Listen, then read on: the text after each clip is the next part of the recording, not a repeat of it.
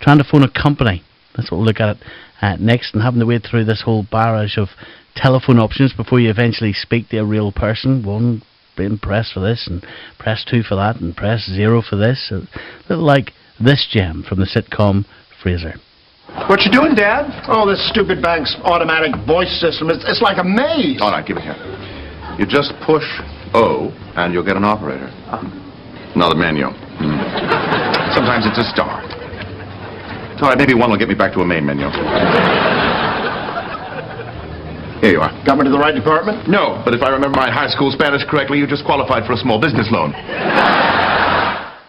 Well, the retired IT manager, Nigel Clark, claims he's catalogued the phone menus of over 100 companies so that we can quickly press the numbers we need to, rather than have to sit there and listen to all the nonsense in between. He reckons it'll save us an average of 8 minutes per call.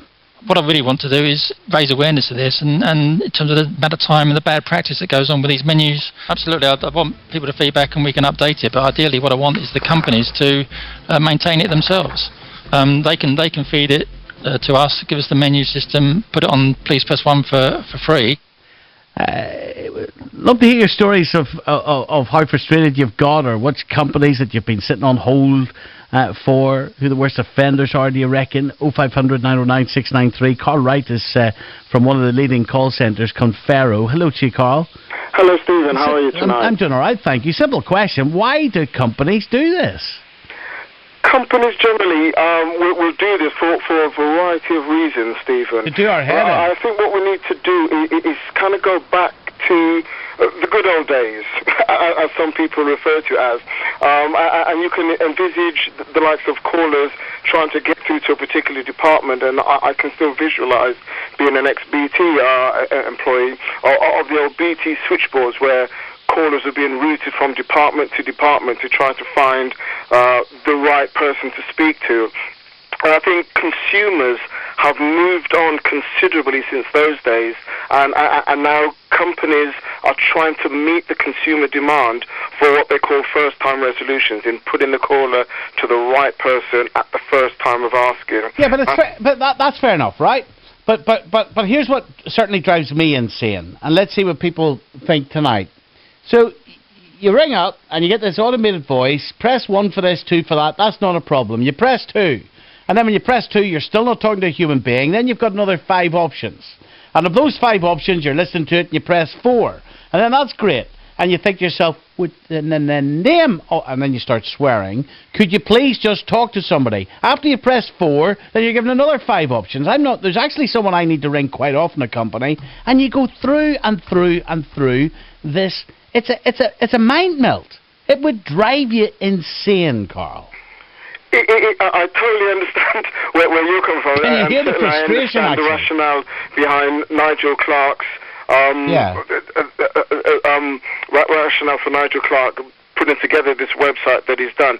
There are some organisations that are out there that for us haven't got it right. Confero, certainly with the clients that we work with providing these types of systems, Confero recommends a system with no more than 3 layers of options.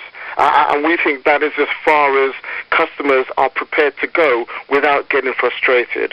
Other companies have not really taken that particular aspect on board and have produced very complex IVR systems, which to some people can be very frustrating. So you lot have got 3 layers? We would recommend no more than 3 layers. In some instances, they are even shorter than that. But we would recommend for the clients that we work with that using these systems that there be no more than 3 layers of options that callers will have to go to, and there should always be an option at the end of that where they do get put to a live agent. And do you not take much abuse in the call centres?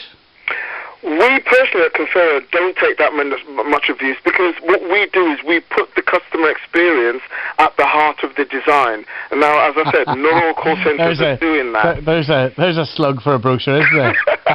I know, but that's really important. And certainly... Say that again. We put the customer... What did you say? the customer's experience. At the heart of the design. At the heart of the design. And that's what call centers need to be doing. We would certainly, for a number of systems that are out there, we would certainly want to re-engineer those systems so that the customer experience is put at the heart of the journey. I'm sorry to be laughing, but it's so slick, Carl. It really is. The reality, of course, is when you get through the end of these call centres, not just your company, any of them, and you have to speak to a boss, you have to actually speak to someone that's in the company, it's very difficult to do so.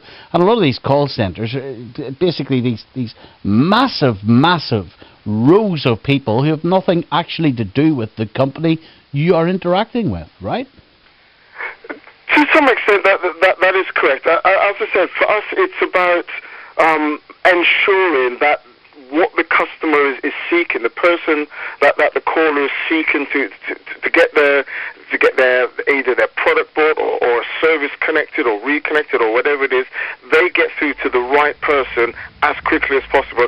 And there should be, and we wholeheartedly at Confero agree that there should be levels of escalation, so that if somebody wants to speak to a supervisor, that supervisors or managers or whoever needs to be on hand to take those calls are available. It's something that we at Confero wholeheartedly try to work with our clients to do. Thank you, mate. Thank you, sir. First for breaking news and the best live sport. This is BBC Radio 5 Live.